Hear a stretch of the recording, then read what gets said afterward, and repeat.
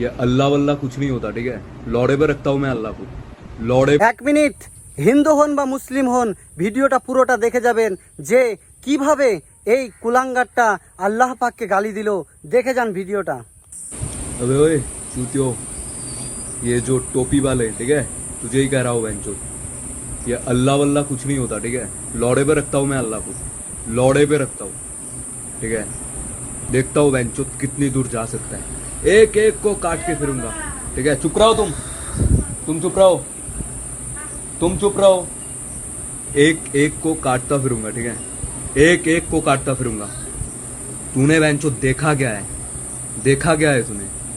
कलिका काल लौट आया है, ठीक है, कलिका काल लौट आया है। ब्रह्मा विष्णु महेश्वर तीनों है मेरे में।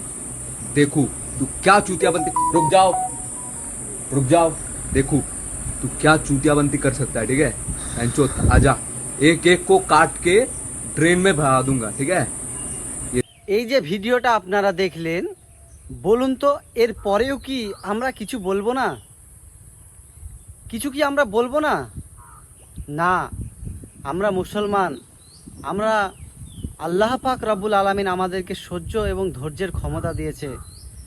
আল্লাহ পাক রব্বুল আলামিন বলেছে যে তোমরা অন্যের দেবী দেবতাকে গালি দিও না, না হলে তারা অজ্ঞতবশত আমাকে গালি দিবে। তাই আমরা অন্যের দেবী দেবতাকে আমরা গালি দিই না। কিন্তু বলেন তো, সে যেভাবে আল্লাহকে গালি দিয়েছে এর শাস্তি কি হতে পারে? সেখানে কি মুসলমান নাই যেখানে সে এই কথাটা বলেছে? মুসলমান কি পারে না তাকে শাস্তি দিতে? পারে, কিন্তু তারা আল্লাহকে ভয় করে এবং আল্লাহর ওপরেই একমাত্র ভরসা রাখে, আর আল্লাহ পাকই তাদেরকে ধৈর্য ধরার ক্ষমতা দিয়েছে। আমরা চাই না যে আমাদের হিন্দু ভাইরা, সনাতন ধর্মের ভাইদের সাথে আমাদের কোনো রকমের ঝামেলা হোক। আর যে সত্যিকারে সনাতন ধর্মের অনুসারী হবে সে কখনোই এরকম কথা বলতে পারবে না। এই যে বেয়াদবটা এই কথাটা বলেছে সে সনাতন ধর্মের অনুসারী হতেই পারে না।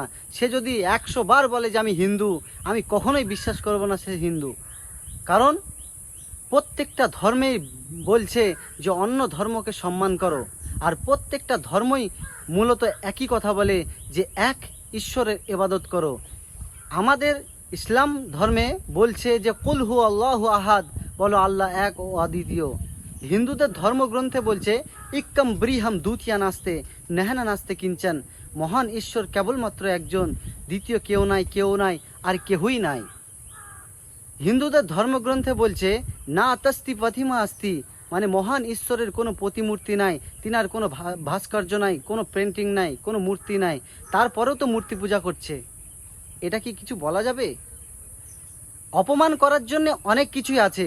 যদি আমি ধরি, তোমরা যোনি পূজা করো কেন, তোমরা লিঙ্গের পূজা করো কেন, তোমরা অনেক ভিডিও আমি সামনে আনতে পারি যে বাপ মেয়ের সঙ্গে বিবাহ করছে, মা ছেলের সঙ্গে বিবাহ করছে, এটা ইসলামে হয় না।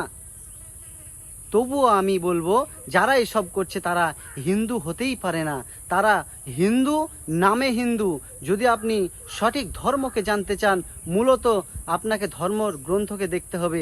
আপনি যদি সঠিক সনাতন ধর্ম অনুসারী দেখতে চান, তাহলে কিন্তু আপনি সনাতন ধর্মকে জানতে গেলে হিন্দু দেখলে হবে না, আপনাকে সনাতন ধর্মের পুস্তককে দেখতে হবে, ধর্মগ্রন্থকে দেখতে হবে। তবে আপনি সনাতন ধর্ম কি সেটা আপনি বুঝতে পারবেন। হিন্দু একটা মানুষ অনেক ভুল কাজ করতে পারে, তাই বলে আমি বলতে পারবো না যে সনাতন ধর্ম খুব একটা নোংরা ধর্ম, না, আমি বলতে পারবো না। তেমন একটা মুসলমান ভুল করলে, একটা মুসলমান উল্টোপাল্টা কিছু বলে উঠলে, তাহলে আপনি কিন্তু ইসলামকে বদনাম করতে পারবেন না। যদি ইসলামের ব্যাপারে আপনার জানতেই হয়, তাহলে আপনাকে ধর্মগ্রন্থটাকে দেখতে হবে, আপনাকে ধর্মগ্রন্থটাকে পড়ে দেখতে হবে, তবে আপনি ইসলামের ব্যাপারে জানতে পারবেন। তাই আমি বলবো যে এরকমটা করিয়েন না। আগে নিজের ধর্মর ব্যাপারে জানেন এবং আগের ধর্মটাকেও জানেন, তারপরে কিছু বলবেন। যারা এরকম করে তারা ধর্মের অনুসারী হতেই পারে না। এরা হচ্ছে একমাত্র বেয়াদব, এরা হচ্ছে একমাত্র জানোয়ার, আর কিছুই না। যদি আমার কথা খারাপ লেগে থাকে তাহলে আপনাদের সকলের কাছে আমি ক্ষমা চাইছি। আসসালামু আলাইকুম ওয়া রাহমাতুল্লাহ।